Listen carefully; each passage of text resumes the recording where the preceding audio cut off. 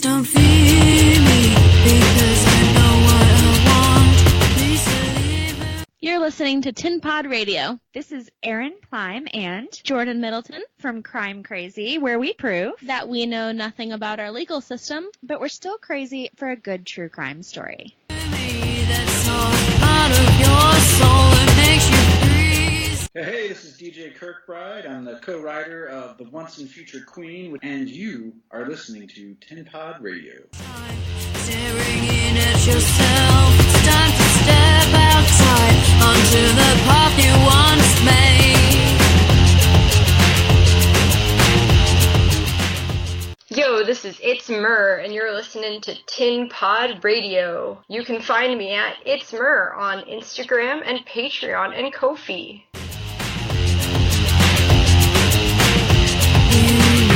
Let me hear you so I can find all your tears. I can live. You're listening to Tin Pod Radio, and this is Mangaloo, or Casey, or Labnak and Mangaloo Cosplays, all those things. And you can find my stuff at Labnak and Mangaloo Cosplays on Facebook, Instagram, Twitch, and Twitter. Check my stuff out. So you can function again. I was where you are in oblivion. You're listening to Tin Pod Radio. I'm Nicole from Night Owl Designs, and you can find me at shopnightowldesigns.com. You feel alone, you got to ask yourself. Hello, my name is Marissa, or Title Zora Cosplay, and you are listening to Tin Pod Radio. You can follow me on Instagram at Title Zora, or on Facebook at Title Zora Cosplay. Where you are now. It's where you are now.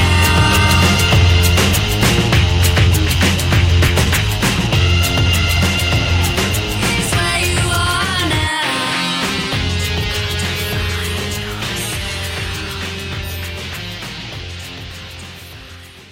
Chapter 14. Scott and Siders were what is called in military life, in military circles and in military terms, being pushed around and bullied. Basic military operations, in other words. Black operations agents were loading everything from their base into large crates and taking them away. Not just the data, but also the machines, the furniture, even the urinal cakes. Scott was standing in one corner of the room watching all of this as it unfolded, while in the other corner of the room, across from him, Siders stood watching also, but with a more intelligent British look on his face. Siders was scratching his chin, as he always did when he was worried. "I think we're DOS from here, mate. What do you think happens to us?" Scott looked at one of the Black Operations soldiers as he was packing his uniforms away into a crate, and wondered if that was their fate also, and nodded to his partner. Siders scratched his head, a sign he was getting even more nervous. "You think?" Scott shrugged his shoulders. The last object in the place was crated and taken away, leaving the two of them standing there in an empty room. "Ah, they took my pawn. They took my toys. They took my car keys. Ah, they took my hoggers.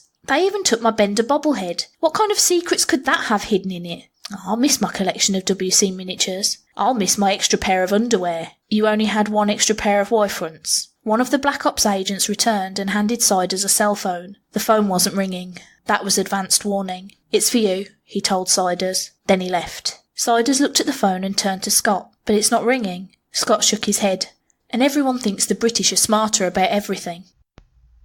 As I've said before, this universe is very much like our own, only with slight differences that are spicy mind launch pads to things that I hope are worth reading about. Mainly just a few people with powers flying around and causing huge amounts of property damage. And one day I'll write about that thing buried in China. There's only one other beyond human hero who's known by the public at large, who was accepted and respected as a hero. That hero went by the name Night Book, but he disappeared 2 years ago, so don't expect any help from him with the current situation going down. Night Book was the only friendly being from a world not our own that humanity has ever encountered. Well, the only person that humanity has known is alien and seems to be friendly. The fact that Poulpy is alien isn't official, but you know, it's like when Elton John or Anderson Cooper came out. Yeah, really, those were huge surprises. Oh, and one other thing, no humans have brown eyes. Take that note of information and put it in your pocket for future stories. And speaking of eyes and eye colour and so on, right now in East Mississippi, as Florida is spit upon by death, A girl named Robin West is sneaking out of her house, running away from an abusive stepfather. She will go on one day to save the world because she has purple eyes, because having purple eyes is just that fucking cool.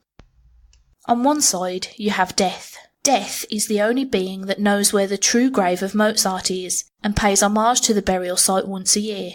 Or was that Poe? Moving on. 14 million people were killed in World War I, and 20 million died in the flu epidemic that followed it. Death cried constantly during that time period, but was also happy, knowing what would follow. Death is always trying to help, but in the only way Death knows how. Walking to do what must be done, but feeling each step as he walks. Not all knowing, but all feeling. Then you have this one, opening her eyes, standing on the ground of storytellers, and she just watches. She's been called many things in her time, but since her birth from the womb of creation, she has watched. She's me, and me is she, but no walrus is involved. She's the storyteller of heaven, the watcher of God's creations. Most know of her as the angel who watches. She hates her given name and has taken another name to cut down on all the laughs if people ever write about her in any stupid religious texts. She further named herself Stis. Stis stands on one of the hills of what was once the mythical land of Olympus, a land that sits quietly as people say all of its gods died out long ago, but in fact they just left for a better promised land. Stis watches history happen. She watched them leave,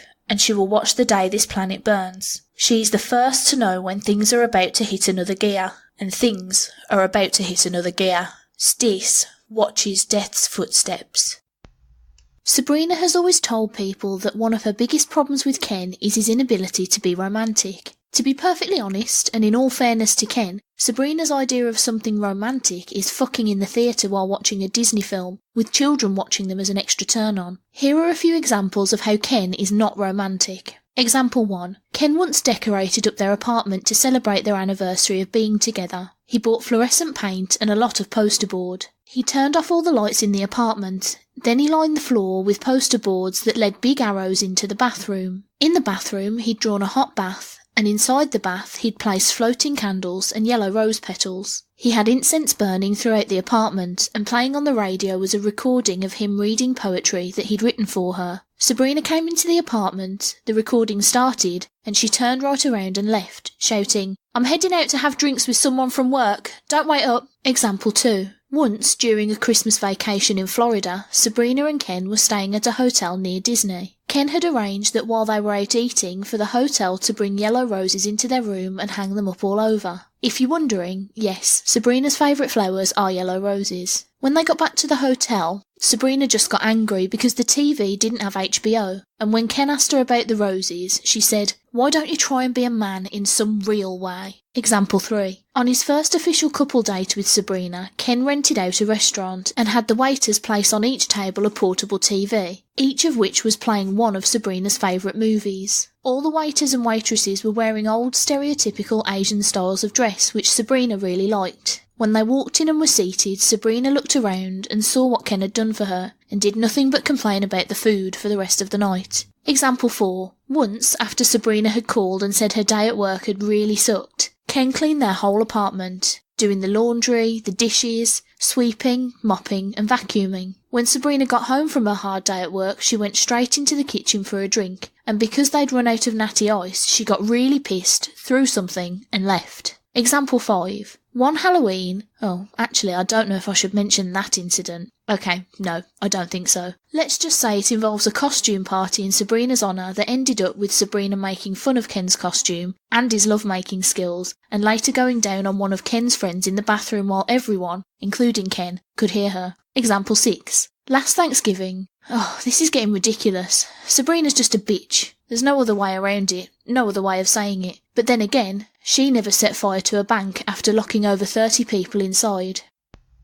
The Angel of the Sword of God. Okay, I need to stop for a second. How come all angels have names like that? Makes a writer's life hell. Do you think the guys writing ancient biblical texts were on some sort of word count? Will someone someday discover that NaNoWriMo is actually a very ancient writing tradition? Anyway, back to where we left off. The angel of the sword of God walked out from the gates of the city of paradise into the gates of hell for a meeting arranged by the archangel Michael. That sentence just triggered a migraine just writing it. Usually, the angel of the sword sits in the eternal library reading the forbidden Bibles. but today he was sent out from the City of Paradise on a mission because of the current earthly events unfolding. A meeting had been requested to decide what place heaven and hell would have in the aforementioned current events unfolding on earth. Meeting him just inside the gates was the Demon of Dreams. After the introductions of I am the angel of and I am the demon of, the two powerful creatures sat down on a park bench-like structure, made from the bones of fallen warriors from the ancient Caspary. The angel Michael is the only one who could call a meeting like this. Even in this second-rate universe he's respected,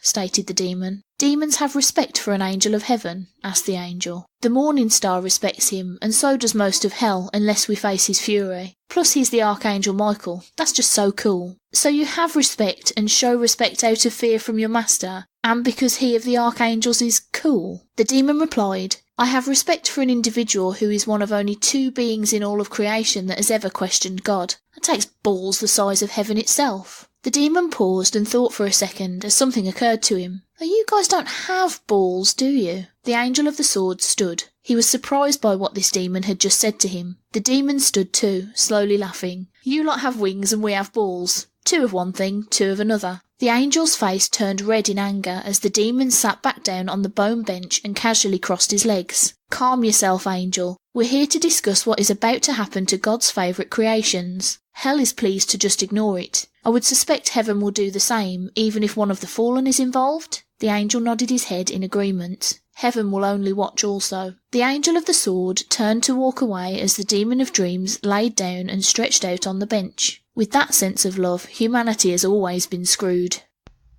And just a little bit of information for your edification. In every reality/universe, and boy are there a lot of those suckers out there in creation, in every reality there's a different heaven. Well, in some realities it's not even called heaven, but you get the gist of my limited brain pain as it's thinking along this subject line. But in all of reality, all of creation, there is only one hell. Now you know why demons tend to be so cocky. They know more about creation than most angels could even think about knowing. And another thing unique in all of creation is death. In this universe, death is embodied in the form of a former angel. Embodiments of something are always so much more interesting than it's just life. The angel choirs have in the past called death the compassion, but that was a very long time ago. He let them know he didn't like that very much, so they stopped doing it. The archangels refer to him now as one of the fallen. The demon hordes scream his name as the bringing of light. He's got more aliases than my hacker friend's name cart. Ever since a trip to London, which was sort of a love story, Death likes to be called simply Jack. Throughout creation, that was the name he's been trying to get everyone to call him. I guess everyone will just have to try and deal with it. He is Death after all. Who's going to argue a name with him? Jack reached the beach shore and began walking onto the beach proper with his suit drying itself with every step he took. He looked up, down and around as the skies cleared and it was suddenly 100 degrees on the beach. It would probably start to rain again at any moment though. This was Florida after all. Jack straightened his jacket and buttoned it as 12 people dressed in all black military uniforms drifted down from the sky and landed in front of him. It was the dogs of war. All of them could do the flying thing. Jack waved his hand again and all 12 of them disappeared. Simple as that.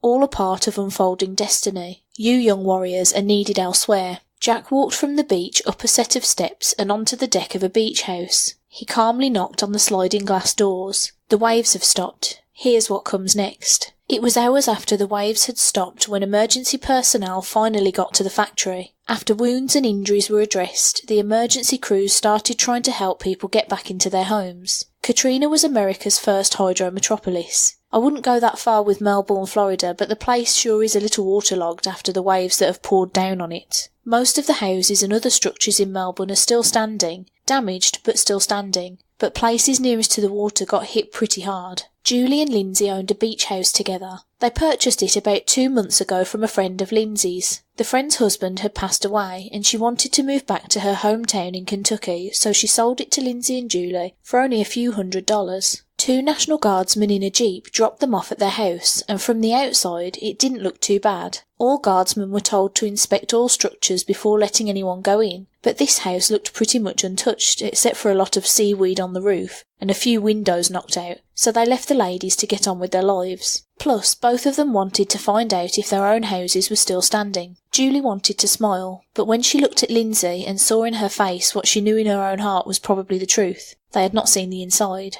The guardsman sped off and Julie and Lindsay walked up to their home. Compared to the houses on either side of them, theirs did seem okay. Windows had been knocked out, like I wrote, and nothing was left of their front yard, but that sometimes happened in Florida normal storms. Lindsay put her key in and opened the front door, and water poured out like someone had just opened a door to a huge fish tank. Lindsay grabbed Julie by the arm to keep her from falling off the front steps. After the water came to ankle-deep level, they entered. Amazingly, the back sliding glass doors were still standing, though that only helped keep so much water in their living room. Seeing this, Lindsay also knew how bad the other rooms must be, because the house was a split level and had steps down to the bedrooms. Both of them had loved that feature when they first bought the place. First they went into Lindsay's bedroom. All of her trophies, all of her stuffed animals, and all of her clothes were gone. Not looters, they'd been washed out of the bedroom window. She looked outside after treading through the waist-deep water to the window and saw all of her stuff scattered beside the house. Lindsay struggled back through the water and Julie helped her up into the doorway of the living room. Julie hugged her and Lindsay kissed her on the cheek. "Maybe your room is better?" They walked over to the other side of the house.